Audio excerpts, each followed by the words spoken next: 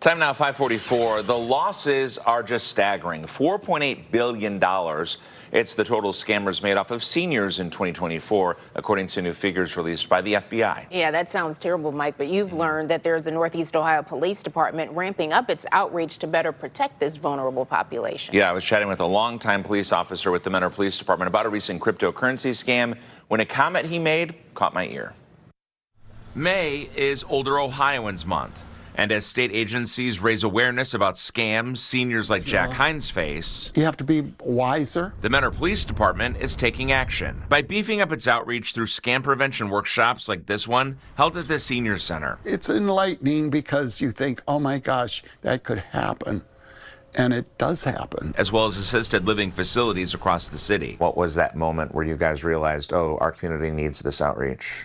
We were just seeing an increase in a lot of these scams targeted towards seniors and figured anything we can do to help prevent some of them from being victimized would be beneficial. Jack Hines almost became a statistic after a phishing email landed in his inbox. I clicked on it, and after you click, you're like, uh-oh, I'm dead.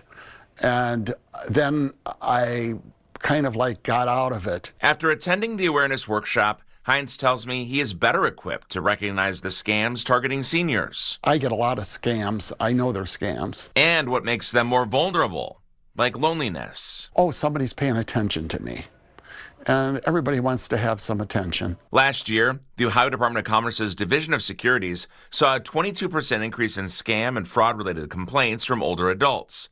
However, that number is likely higher because many incidents are not reported. I found that just having these sessions with the police department, I feel very, very calm and that I can talk to them.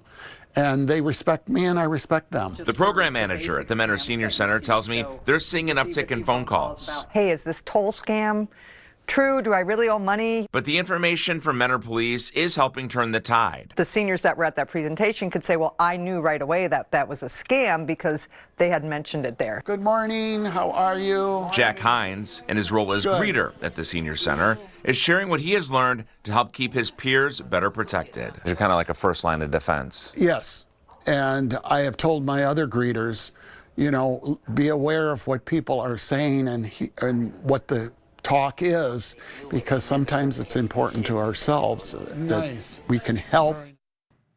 If you have money concerns or have been getting questionable calls or emails that could be a scam, let us know. Investigator Jonathan Walsh is ready to uncover rip-offs. Elizabeth Van Mitri has her eyes on prices at the store and how to save, and I'm working to keep you ahead of the latest tricks that scammers are using to get your personal information and money. You can contact our News 5 consumer team through our website, news5cleveland.com.